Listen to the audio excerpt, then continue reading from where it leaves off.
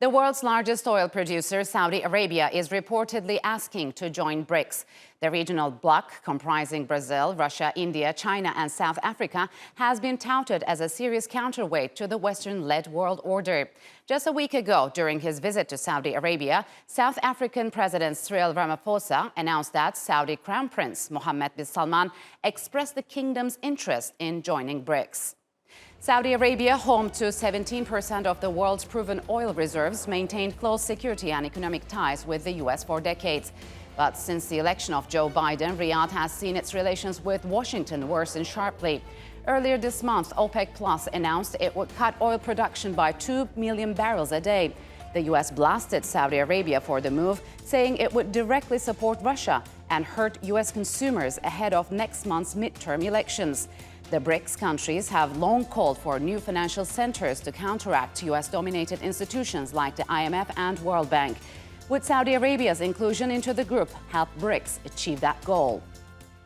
And for more on Saudi Arabia's potential inclusion into Brics, I'm joined by Simon Mabon. He is a professor of international politics at the Lancaster University, and James Dorsey is a senior fellow at Singapore's Middle East Institute. Gentlemen, welcome to Straight Talk. It's good to have you on the program. So, James, did the South African president's announcement that Saudi Arabia is interested in joining Brics come to you as a surprise?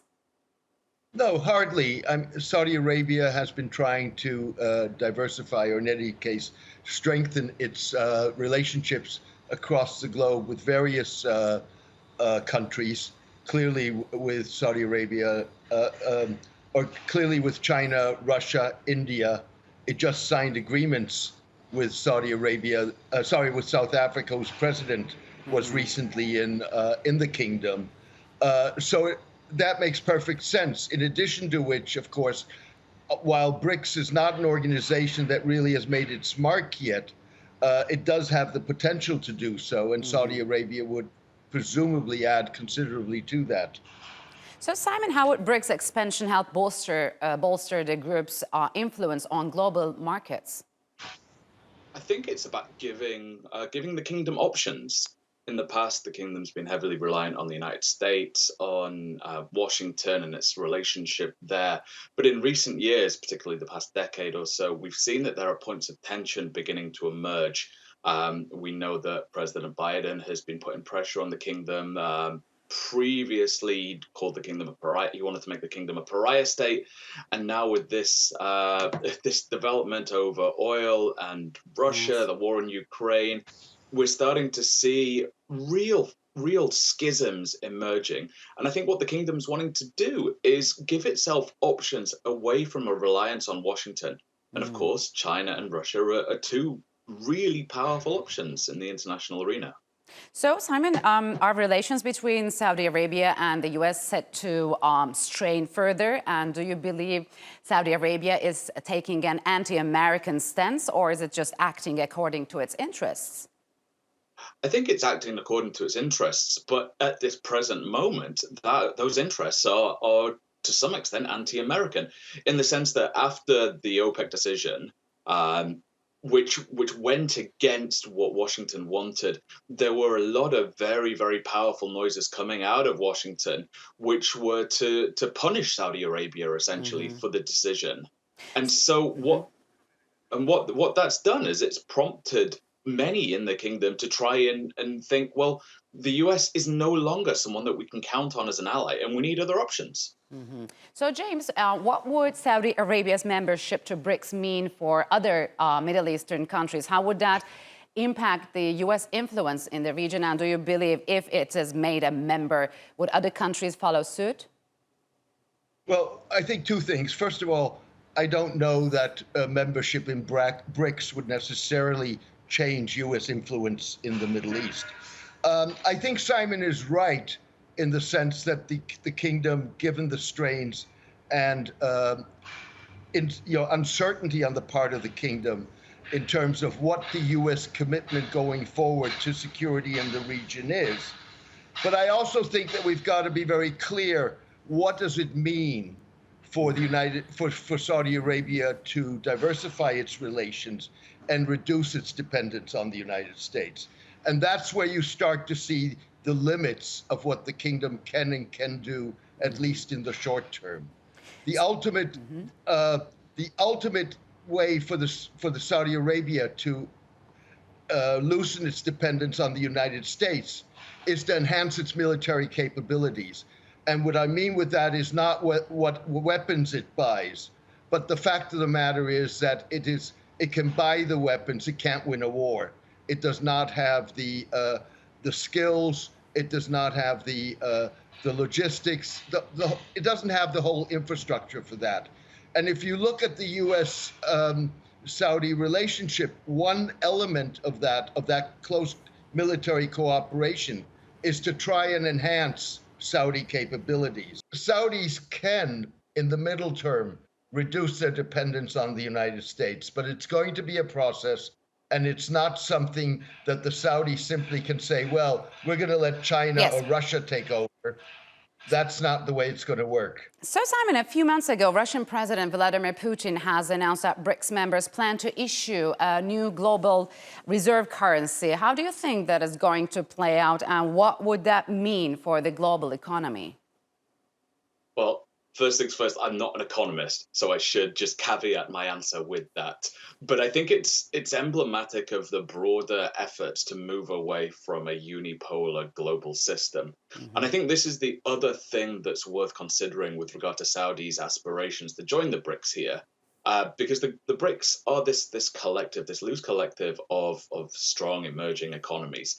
What they've started to do, though, in recent years is create infrastructure that can position themselves as against the Washington consensus, if you will. So different types of financial institutions to the IMF. We see the New Development Bank, for example, and the contingent reserve arrangement, things like that, that will position the Brics and BRIC economies against and as an alternative to the Washington consensus. And so this move, this announcement from Putin, it's not surprising. It's emblematic of a broader geopolitical shift and broader geopolitical rivalries that are playing out in Ukraine, but have been playing out in lots of different arenas, some subtle, some more apparent over the past decade. So, James, what do you think? Is Russia open to letting Saudi Arabia join Brics? I don't think there'll be any doubt about that. I think the Russians, the Chinese, the Indians, the South Africans, and there's certainly will be welcoming, and there's no reason why the Brazilians would not.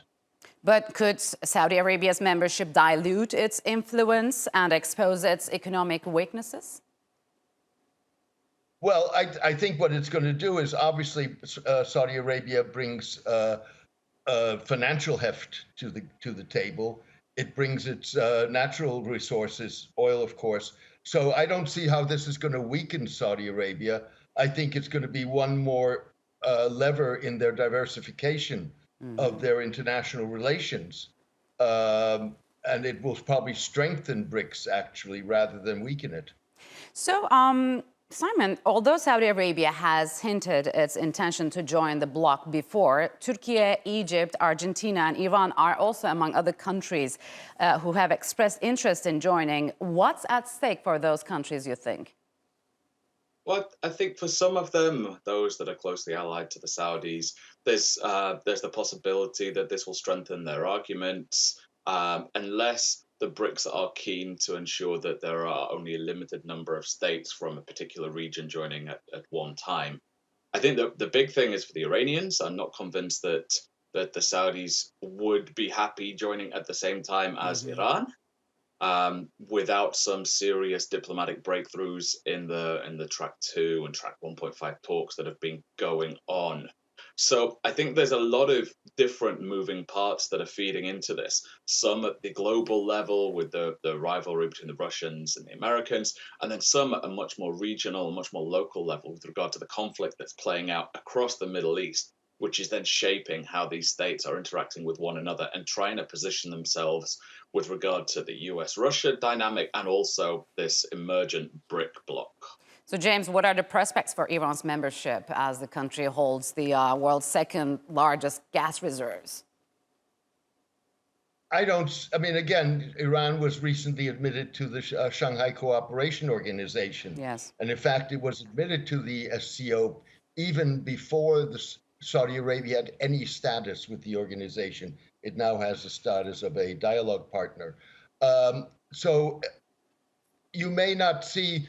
I think clearly the Saudis are the ones who are first in line with BRICS, and in that sense, if you're going to get expansion of membership, it's going to be the Saudis first and the Iranians second.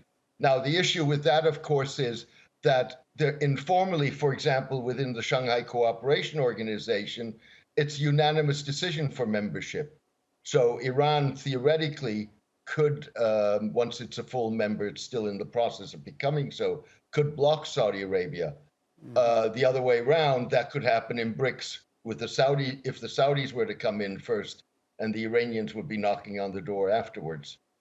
So, James, are other members like India as enthusiastic as Russia and China to accept Saudi Arabia? What's the Indian position here? The Indians have forged very close relationships with the Saudis. The Saudis they're a major trading partner. There are major investment projects going on. Increasingly, India sees the Gulf as part of its security. So I don't see that the Indians would have any real problem with the Saudis joining. So, Simon, does this organization bear in mind the rivalries among member states and prospective members? Well, if you think about it, there are already very serious schisms in the BRIC communities. If you think India and China are longtime rivals, they do not have particularly positive relations. They're engaged in various border disputes. There are deep social, political, religious, economic rivalries between the two, and yet they're able to operate in the same organization. Similarly, Russia and China have had their differences over the years, and they're able to operate. So I think once the membership situation has been resolved, there is a precedent for people putting aside their differences and being able to operate together in the spirit of working towards this broader collective goal, which is to ensure that these economies are able to thrive. But I think the big issue for the rivalries is actually getting membership of the organization itself. All right, gentlemen, unfortunately, we'll have to leave it here. Thank you very much for joining me on Straight Talk.